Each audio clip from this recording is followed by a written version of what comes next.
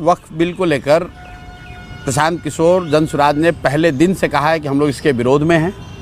विरोध में क्यों है ये भी वजह बताई। इसलिए नहीं कि वक्फ बिल अच्छा है, खराब है, मुसलमानों के हित में है, विरोध में, वो भी हमारा बहस का विषय हो सकता है।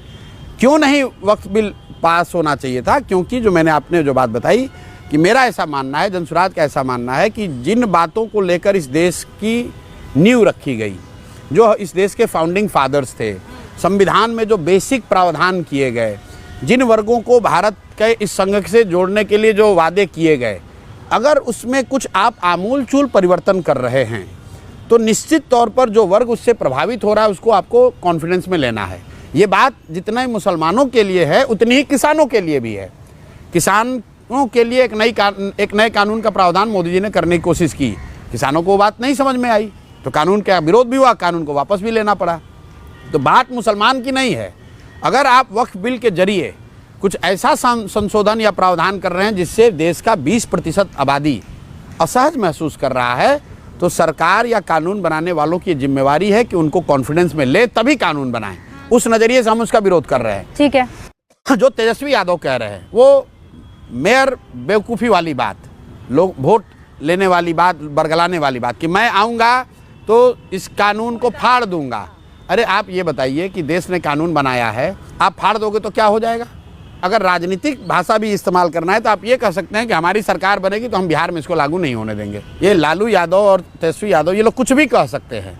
लालू जी ने पूरे देश ने देखा, संसद में खड़ा होकर कहा कि वक्फ का संशोधन बिल आना चाहिए।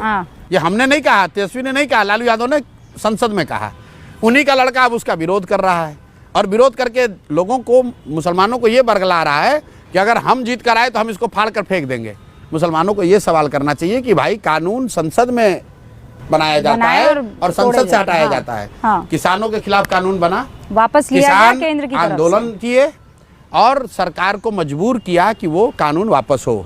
तेजस्वी यादव एक दिन भी कहीं रोड पर नहीं गए वक्फ बिल के विरोध में।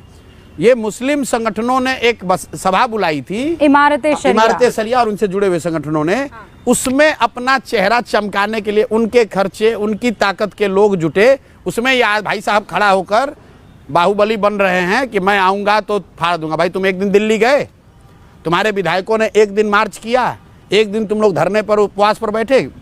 पंजाब के किसानों ने तो 1 साल दिल्ली को घेरा हुआ था। तुम्हारे पास तो 75 विधायक हैं, तुम घेर लो जाकर दिल्ली। तुम तो कहते हो बिहार में तुम्हारे पास करोड़ों लोग हैं, तुम मुसलमानों के हितैषी हो तो जरा घेर लो। यहीं पर बिहार के जो नेता हैं उनका घर घेरवाल के देख लो।